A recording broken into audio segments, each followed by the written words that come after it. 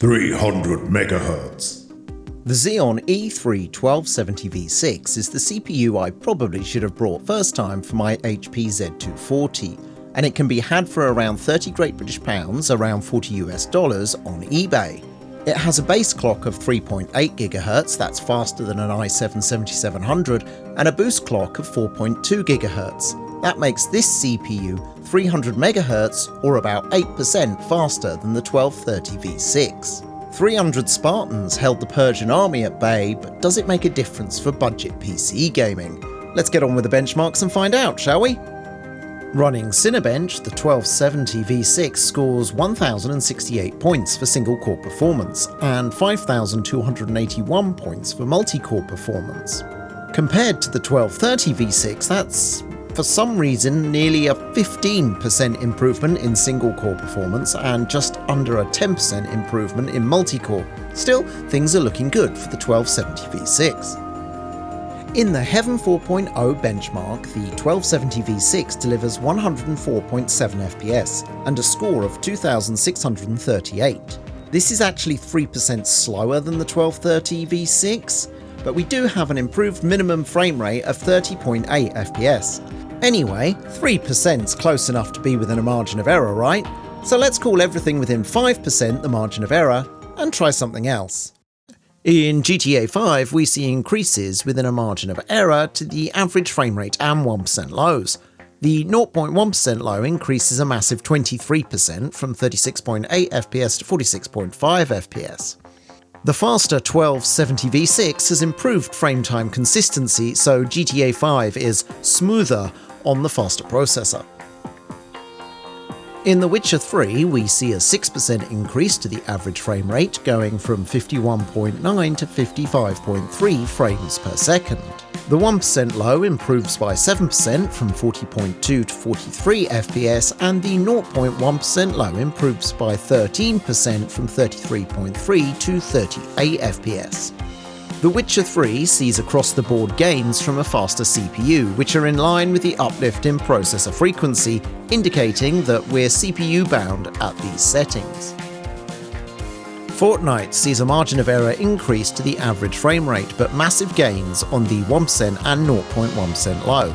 The 1% low climbs 37% from 32 to 46.8 FPS, and the 0.1% low sees a slightly lower 30% gain from 10.8 to 14.7 FPS.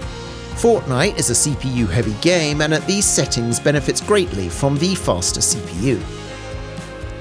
Battlefield 5 sees increases across all measures in line with the processor's frequency uplift.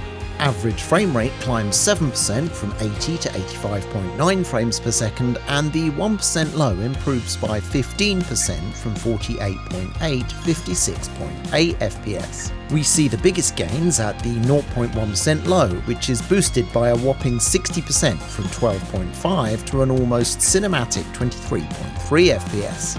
Another CPU-heavy title, Battlefield 5, gains massively from this faster CPU.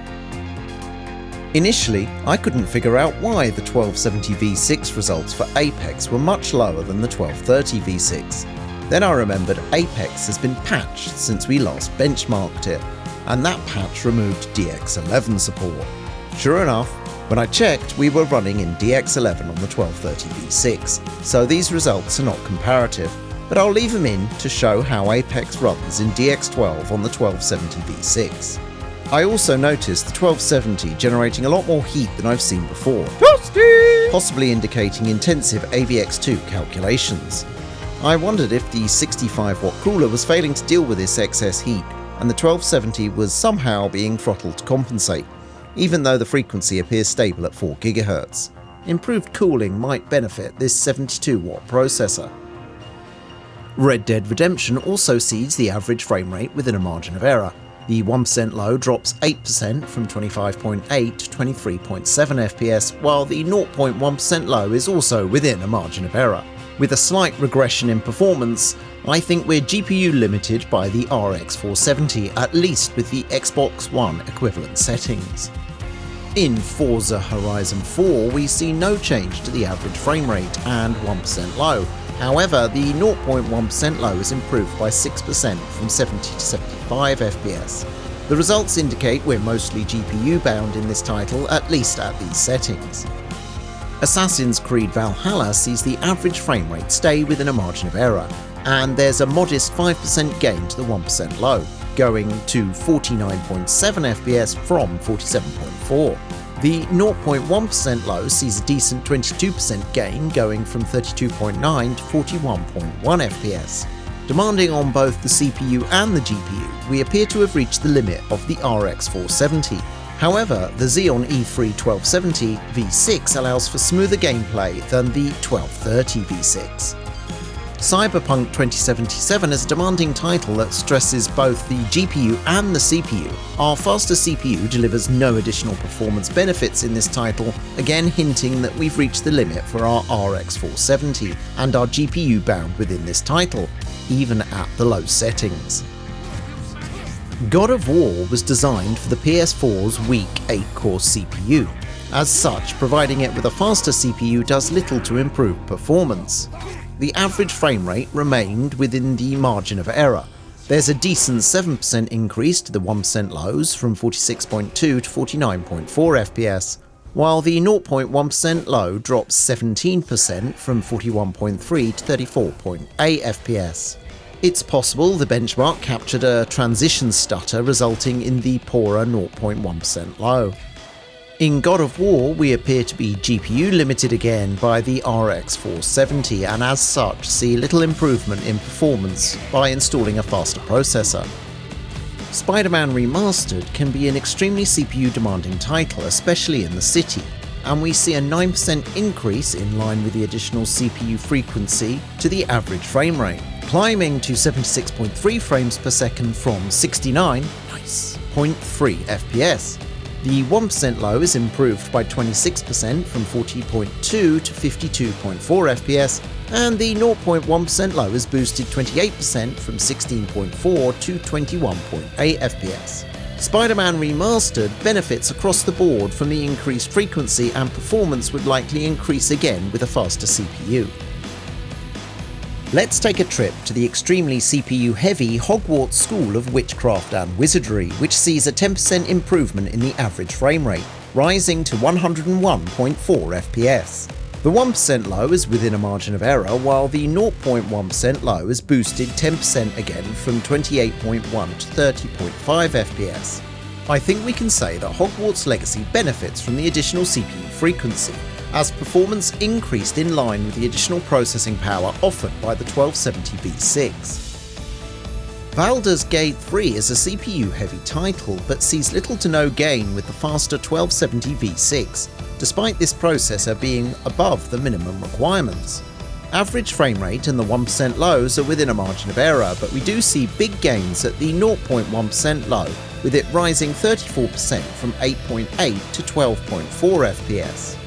The faster 1270 V6 is able to maintain a more consistent frame time than the 1230 V6, but again it looks like we're GPU limited by the 4GB RX 470. Warzone sees a 10% drop in the average frame rate from 74.3 to 67.2 frames per second, and there's a slight increase in the 1% low, but it's within a margin of error at 36.7 FPS. We do see a 57% increase in the 0.1% low, rising to a cinematic 24.3 FPS, up from 13.5 FPS, which is great for a competitive online shooter. While it's not a great online experience at these settings, the faster 1270 V6 does mean that our frame times are more consistent. In Helldivers 2, we were already meeting the minimum CPU requirement, with the 1230 V6 performing around the same as the minimum required i7-4790K at stock. The average frame rate is boosted 15% from 48.1 to 55.7 frames per second, while the 1% low is within a margin of error, and the 0.1% low drops 8% from 33.5 to 31 FPS. In Helldivers 2, our performance is limited by the RX 470, which is the minimum requirement, and we'd need a faster GPU to see increased performance at these settings. In the Black Myth Wukong benchmark demo, we see little change to the average frame rate and 1% low, both being within a margin of error. However, the 0.1% low is boosted by 10% from 57.5 to 63.4 FPS. While you would unlikely notice that performance gain, it's nice to see that performance is more consistent on the 1270 V6. While testing this processor, I began to feel that it was underperforming somewhat, and I noticed that it seemed to get quite hot, at around 80 degrees in some titles. While 80 degrees is within spec for this CPU, I observed temperatures would drop before climbing again and began to wonder if the motherboard was perhaps throttling the CPU, although the clock speed appeared stable. This is what HP provides as a 65-watt cooler. How can I cool anything with this puny cooler? So, I had a look on the eBay and found this. This is the HP 90-watt cooler, and it set me back 16 Great British Pounds. Was it worth its money? Let's retest one of the worst offenders, Apex Legends. In Apex Legends, using the 90-watt cooler, the average frame rate increases 19% from 101.4 to 122.5 frames per second.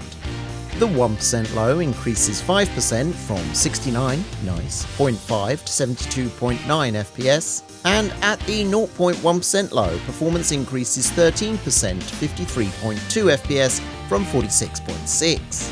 Temperatures remained below 80 degrees, settling around the mid-70s. This was the only test I ran with a 90-watt cooler, so I can't say for certain if it would improve performance across all titles, but I would certainly recommend it over the 65-watt cooler. So, did 300 make a difference?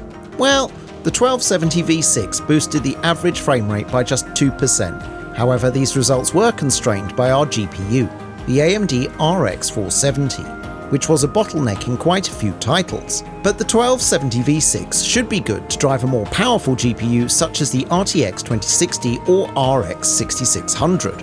The good news is that the 1% lows were boosted 4% and the 0.1% lows were increased by 12%. So gaming on the 1270 V6 was smoother compared to the 1230 V6, and we're all about the smoothness. For an LGA 1151 socket workstation that supports Xeon processors, this is the best performing CPU for under 50 Great British Pounds. Next for the HP Z240 is to upgrade the PSU so we can run some beefier budget GPUs. So I'll catch you next time, Rammers!